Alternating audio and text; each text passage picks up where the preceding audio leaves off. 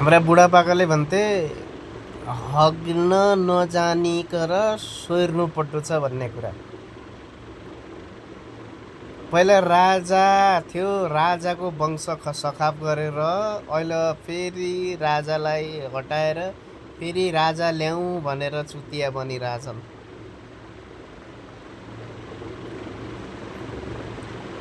अब राजाको पालेमा पनि जात विवाद थियो, राजाको पालामा पनि षड्यन्त्र थियो, राजाको पालामा पनि यो वाद विवाद थियो। राजाले कुनै चिजमा नराम्रो गरेर पो राजालाई हटायो, फेरि राजा ल्याउने यो कहाँको षड्यन्त्र आयो? तमी जो पो ज्याप ल्याउँदछौ तम्री आमा ठासा मादर छु त। युवा विदेशीको गुलाम भएकै छ, इन्डिया हो या बाहिर गाउँको। नेपालमा जागिरी छैन रानीका छोरा हो।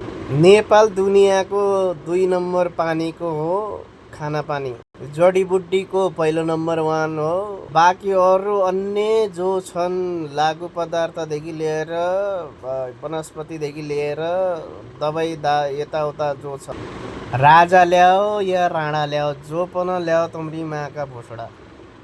हामीले काम गर्न जानुपर्ने बाहिर विदेशै।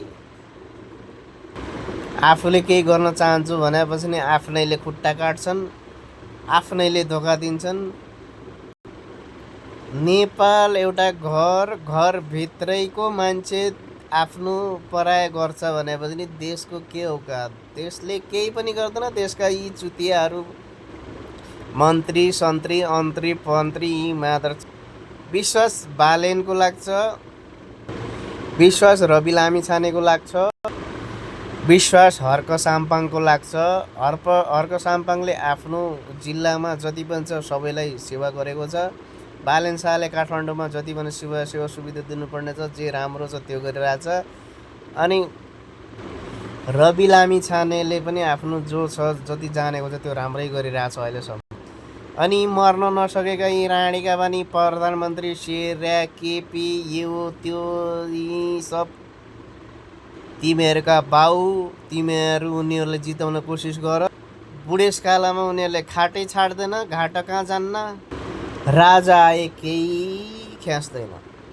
सोच बदलो। राजाको पालामा कोही गरिब मुर्दा स्वतन्त्र थिएन, अब अहिले के स्वतन्त्र होला? स्वतन्त्र हुनको लागि यहाँ लडाइँ चलिरहेछ।